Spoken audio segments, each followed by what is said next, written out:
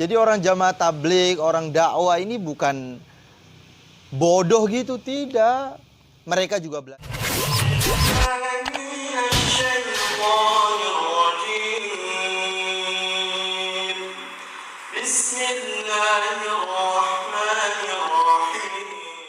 Kesalahan yang keempat, mereka menyesatkan jamaah tabligh.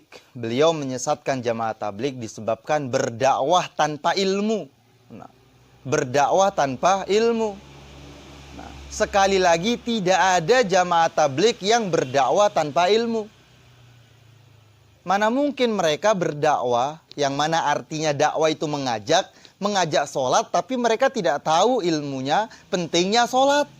Nah, maka satu kali lagi ini adalah ketidakfahaman beliau dengan yang namanya arti makna dakwah. Kalau beliau mengatakan orang jamaah tabligh ini kesesatannya dikarenakan mengajar tanpa ilmu, maka kita bisa terima.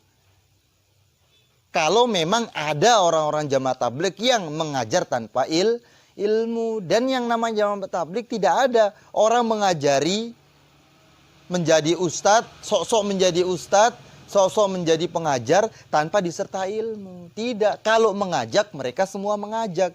Dan itu tidak perlu ilmu yang banyak-banyak. Dia tahu pentingnya sholat wajib, nah dia tahu kewajiban itu sholat, maka dia mendakwakan sholat itu ayo kita sholat. Nah, mengajak sholat kepada orang-orang yang belum sholat.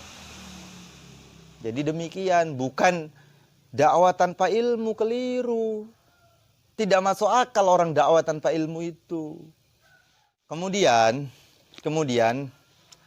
kesesatan yang selanjutnya, beliau mengatakan kalau jamaah tabligh hendaknya disuruh belajar dulu, jangan berdakwah dulu. Nah, ini pun kefahaman yang perlu diluruskan. Pertanyaannya, sampai ke tingkatan mana kita boleh berdakwah setelah kita menimba ilmu? Sampai tingkatan keilmuan mana kita diperbolehkannya berdakwah? Tidak ada. Tidak ada syarat orang hafiz Quran baru berdakwah. Tidak ada syarat orang hafal hadis dulu baru berdakwah. Tidak ada syarat demikian.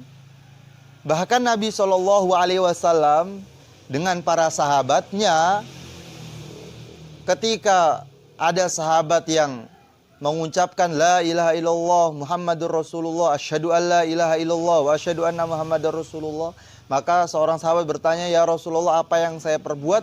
Kunu mislana, kamu ikutilah sebagaimana saya. Jadi setelah beliau mendakwai sahabat dengan Islam, sahabat tersebut masuk Islam, maka apa yang diperbuat sahabat? Berdakwah mengenai Islam. Nah, tidak belajar sholat dulu, tidak belajar keilmuan dulu, tidak, langsung berdakwah mengenai Islam. Jadi tidak ada syarat-syarat untuk berdakwah, tidak ada. Tidak ada syarat-syarat berdakwah yang mana artinya mengajak. Tapi kalau mengajar yang dicontohkan oleh beliau tadi, Sayyidina Mu'adz bin Jabal, itu mengajar ilmu faraid. Itu bukan hanya berdakwah, beliau berdakwah sekaligus mengajar. Nah, dan di dalam jamaah tabligh ini juga ada juga namanya ajar mengajar juga ada. Tidak hanya khusus dakwah mengajak, tapi di samping itu mereka juga belajar. Dan ada ustadz yang mengajari juga. Jadi orang jamaah tabligh, orang dakwah ini bukan bodoh gitu, tidak.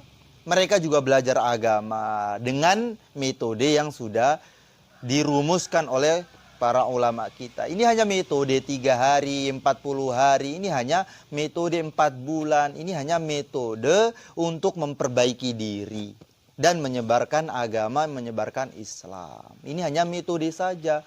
Namanya metode itu terserah bagaimana baiknya.